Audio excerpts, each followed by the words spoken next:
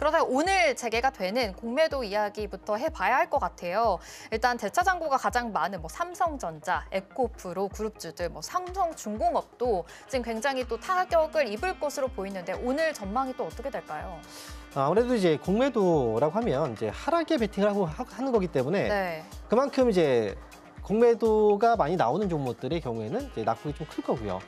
그리고 거기에서 이제 공매도에 있어서 자유로울 수 없는 그런 종목들이 어떤 거냐 이런 것들을 여러분께서 지금부터 좀 찾아보실 필요가 있는데요. 대표적으로 대차 잔고가 늘어나는 그런 종목들이 공매도 위험도가 높다라고 얘기를 합니다.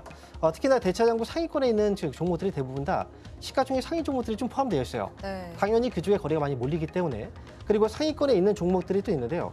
하이닉스도 역시 여기 상위권에 있고요. 기아라든지 또는 삼성중공업이라든지 이런 종목들이 상위권에 있습니다. 그래서 최근에 보면은 이제 대차 잔고가 공매도 재개 시점에 맞춰서 많이 늘어났다라는 뉴스가 지금 많이 나왔거든요. 그래서 이 대차 잔고 같은 경우에도 지금 최근 들어서 굉장히 많이 증가한 모습을 확인할 수 있어요.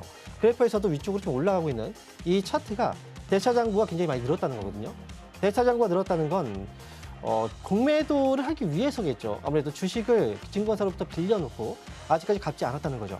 이걸 공매도를 하고 나서 결국은 이제 갚게 될 건데 이렇게 공매도가 많이 늘어났다는 건 당연히 시장에는 좀 압박이 될 수 있습니다. 하지만 잔고가 있다고 해서 무조건 공매도가 나오는 건 아니고요. 그리고 시총 상위주는 당연히 잔고 수가 클 수밖에 없어요. 여기서 왜냐하면 시가총액이 크기 때문에 그래서 이 안에서는 이제 시가총액이 그렇게 크지 않은데 최근에 공매도 대차 잔고가 많이 늘어난 종목들 이런 종목들을 좀 주의 깊게 좀 피해야 될 종목이라고 보시면 될 것 같고 많이 올라간 종목들이 그만큼 또 많이 빠지겠죠. 그래서 최근에 조선주라든지 또는 방산주들 얘기가 많이 거론됐거든요. 그 종목들도 매매에 있어서는 조금 더 피하는 게 오히려 지금은 좀 낫지 않을까 이렇게 말씀드립니다. 매수에 있어서는 피해야 되지만 지금 가지고 있는 투자자분들은 조금은 관망세로 좀 버텨야 되는 상황일까요? 아무래도요. 비가 오늘 올지 안 할지 몰라요. 네. 그죠? 근데 만약에 오늘 온다면 네. 나는 우산을 갖고 가지 않으면 맞겠죠. 하지만 비가 오지 않다고 하더라도 네. 우산을 미리 챙겨서 그냥 가면 좀 불편하지만 비가 왔을 때 또 피할 수 있지 않겠습니까? 네. 저는 약간의 지금 아쉬움이 좀 남을 수 있어요. 수익이 좀 더 올라갈 수도 있는데 하지만 제가 볼 때는 이제 수익이 났을 때의 어떤 그 이익보다 기쁨보다는 오히려 여기서 빠졌을 때 손실에 대한 그 타격감이 더 크지 않을까. 그래서 지금 같은 경우에는 버티는 것보다는 네. 방법보다는 조금씩 정리하는 게 오히려 맞지 않을까 이렇게 말씀드립니다. 네, 분할 매도 관점으로도 또 접근해 보셔도 좋을 것 같습니다. 그렇다면 또 트럼프가 그 러시아 유가에 대해서 25% 세금을 붙이겠다 이런 이야기를 했습니다. 또 수입하는 나라에 대해서도 좀 제재를 가하겠다 이런 이야기들이 나오고 있는 상황이거든요.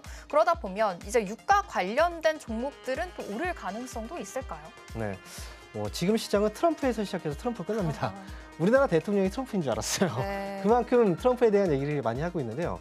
전 세계가 다 그렇습니다. 트럼프로 인해서 움직이는 장이고 경제도 그렇게 돌아가고 있죠.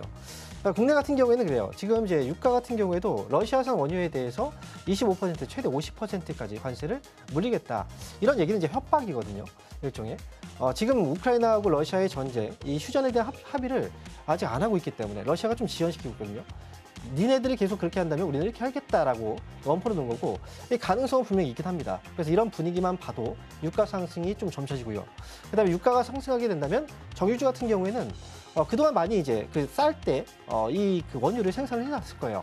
이제 수입을 해놨을 거고 유가가 올라가게 된다면 판매 가격이 올라가기 때문에 당연히 그만큼 수익이 많이 납니다. 근데 중요한 건 이제 유가가 올라가는 이제 과정에서 수익이 가장 큰 기업이 무엇인가라고 한다면 S-오일. S-오일 같은 경우에는 이제 유가 이제 재무의 계산 회계 처리 방식이 선입선출 방법이에요. 먼저 수입을 한 게 먼저 이제 판매가 된다라는 그런 회계 처리 방식이 있기 때문에 수익 구조상 유가가 올라갈 때 가장 빠르게 이익이 크게 나는 그런 기업이 바로 S-오일이라는 거. 그래서 만약에 유가 세 종목이 있죠. SK 이노베이션, GS S-오일. 이 중에서 다 떨어져 있어요. 만약에 이 가운데서 이익이 좀 더 크게 늘어나는 종목이 뭐가 있을까를 찾는다면 오히려 이제 세 종목 중에서는 S-오일이 좀 더 큰 이익이 날 수 있다 이렇게 말씀드립니다. 네, 아무래도 또 유가를 먼저 또 사놨기 때문에 유가가 올라가면 이에 대한 동반 수혜를 또 볼 수 있는 기업들도 정리해 주셨습니다.